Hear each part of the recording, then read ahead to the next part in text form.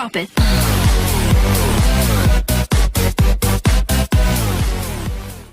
Hi friends, మనం ఈరోజు ఈ వీడియోలో తెలంగాణలోని 10th క్లాస్ రిజల్ట్స్ అయితే రిలీజ్ కావడం జరిగింది. మనం ఇప్పుడు ఈ వీడియోలో మన రిజల్ట్స్ అనేది ఏ విధంగా చెక్ చేసుకోవాలో చూద్దాం ఫ్రెండ్స్.